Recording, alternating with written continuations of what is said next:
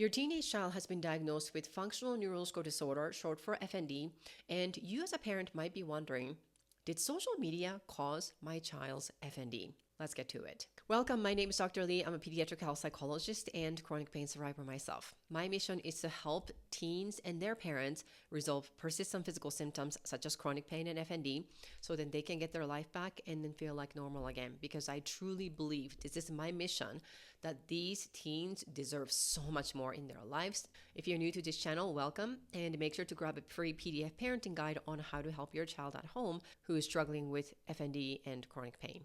The link is down below. Okay, so you are watching this YouTube video and I dare to talk about social media. However, I want to talk specifically about TikTok and FND. There is a specific article that came out in 2022, which is last year, which seems like forever ago, but there is a researchers who looked into TikTok and functional tics, which is type of an FND. So when I think about social media, I also think about the 3 Ps. I do have a video talking about what these 3 Ps are, but in general, 3 Ps are predisposing factors, precipitating factors, and perpetuating factors. So predisposing factors would be something that was sort of cooking in the oven for a long time. Precipitating factor would be what kind of triggered for your child to start developing or start these symptoms. Perpetuating factors would be what's keeping this FND and chronic pain alive. So when I think about social media, I think about the other 2, the precipitating factors and perpetuating factors. Social media can be predisposing factors, but let's look at this article and what they were saying. So these researchers specifically looked at TikTok and functional Tourette's. And reason for that is that during the pandemic, there has been a huge uptick, no pun intended, of functional tic-like behaviors really came out, especially among teen girls. And so these functional tics are also called pseudotics, psychogenic tics, or non-organic tics. And these researchers also talked about the difference between sort of a classic tic disorder versus functional Tourette's or functional tics. And I actually do have a video talking about how they're different, including a checklist for you and your child to check out and see if you would be fitting one over the other. And someone can have both, but there are pretty clear distinctions between the 2 phenomena. So this is an overview of what functional tics would look like. For functional tics, number 1, they're later onset, typically in adolescence, and sudden onset of complex symptoms of tics and Tourette's. So the difference between tics and Tourette's are tics are either vocal or motor tics. And if you have both, then technically it's considered Tourette's, just to be super simple. There's a little bit more nuance to it, but that's just kind of how you would know the difference between tics and Tourette's, okay? And usually there is an association with functional symptoms such as functional seizures, paralysis, things like that. And also with functional tics, more females are likely to experience this over males, based on this article. And there might be some signs that they can tell that this is coming, but most of the times these teens are not able to tell. So sort of like a totally involuntary sudden onset of the episodes and things like that. So with social media and in COVID-19 or social media and the pandemic itself, what happened was that as you can imagine, the use of social media has increased significantly during the pandemic, mostly because of the physical isolation and people are looking for some sort of distraction because of the increased anxiety and fear about the uncertain nature of the pandemic. And ironically, social media was used a lot to gain more information about what is going on with the pandemic and also to get the social connection while they were physically isolated. So I can only imagine that a lot of people were also sort of on the same page. And of all the social media, TikTok, based on this article, was the most addictive social media among adolescents during the pandemic. These researchers looked at the trend on TikTok, and this is what they have found. They found hashtag Tourette being viewed close to 5 billion times on the TikTok alone during the pandemic. And they don't quite know exactly why that this particular hashtag became so popular or viral, but at least what they found was that, 64% specifically were females of those influencers. And 64% of these influencers had tic attacks during this video.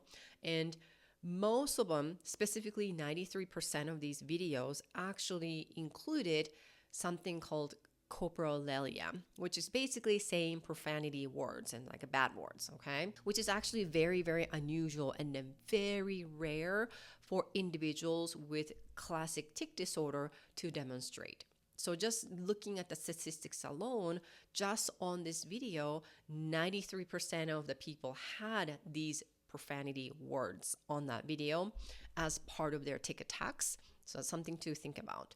And then 86% of them actually had self-injurious behaviors while they were on TikTok video when they were having these tic attacks, which is again not really consistent with these typical classic tic disorder individuals. And in terms of FND during the COVID pandemic, over 60% increase of new patients diagnosed with FND, such as functional tics. So people who actually had FND diagnosis already, BC, before COVID, their symptoms didn't necessarily get worse. However, there has been over 60% of new diagnoses that emerged out of the pandemic, including functional tics. So in terms of the relationships of what's going on here between social media and an FND, sort of like a new onset, they're thinking that there is not so much of the direct relationships, but definitely indirect relationship. They said there has been a fear related to the pandemic. Yeah, we all did.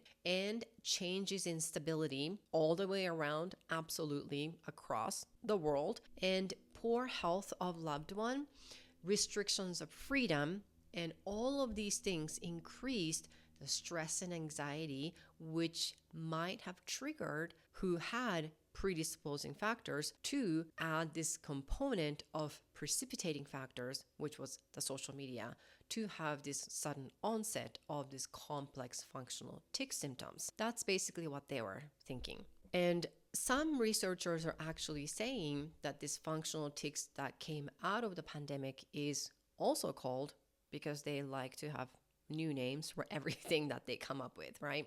But anyway, they say mass social media induced illness. So MSMI. And I don't even know if this name is going to stick around for the next however many years. But yet again, there's another new name for explaining and describing functional tics, which is part of FND. So this article was mainly geared towards clinicians so that they can have a better understanding of what the risk factors can be for these potential adolescent population and educate themselves as a clinicians and also the patients when they get to this diagnosis of functional tics or FND. And what happens is when you have a more accurate diagnosis, then chances are you would get more appropriate care for that particular diagnosis instead of assuming that this is a classic tics and there is a medication specifically treating tic disorder. And this medication can be helpful for classic tic disorder. However, for FND and functional tics, this particular medication has not been effective. So I don't want your child to be on the medication when they don't need to, especially when it doesn't work out. Every time I talk to